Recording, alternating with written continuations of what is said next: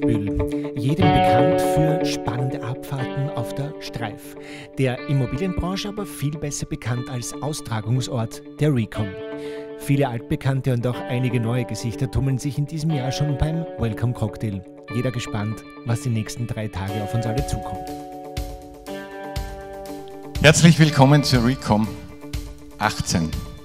Der Eröffnungsspeaker in diesem Jahr heißt Professor J.Sargent.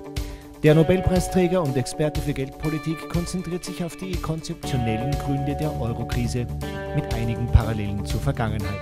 Some historical parallels between my own country that over 200 years ago faced decisions which are in many ways remind you of decisions Europe faces today or has faced in the last 20 years.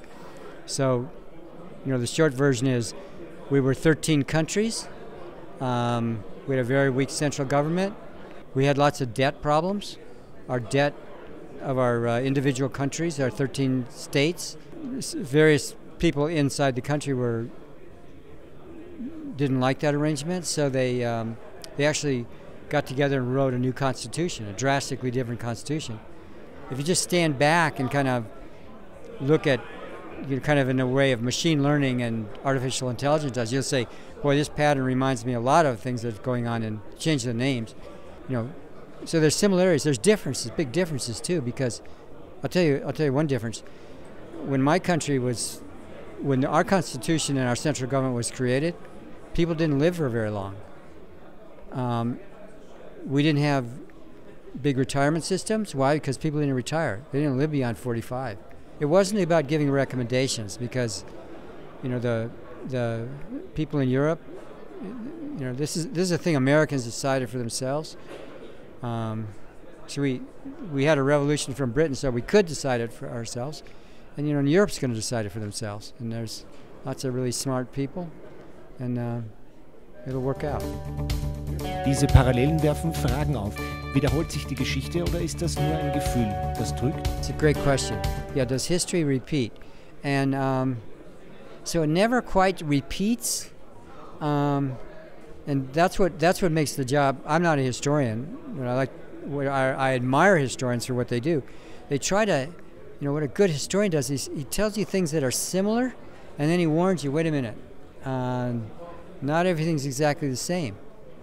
Every time has its own challenges, and that means that lessons from history have to be, and there's kind of warnings from history.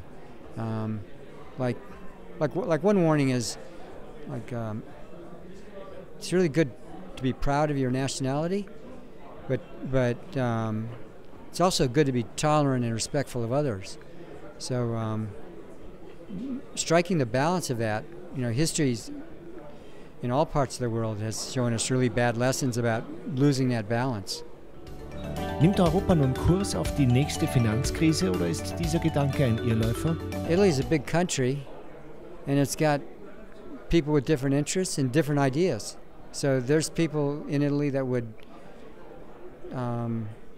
like to withdraw because they see the benefits of running their own show. They have certain people's interests in mind, and they have a certain view of the economy, which is not foolish. The people on the other side, they're weighing the costs and benefits differently, and that's the right way to talk about weighing the costs and benefits, because these guys should talk to each other. But the people who are going to decide this aren't economists, and they're not experts. They're voters that are voting for these statesmen, these politicians who tell them the way they think about it, and they win votes. So that's the way it works. Das ist genau der Start, den die diesjährige re.comm braucht. Ein Vortrag, der gleich am ersten Tag genug Stoff bietet, um sich darüber Gedanken zu machen und zu reflektieren. Das ist die re.comm 2018.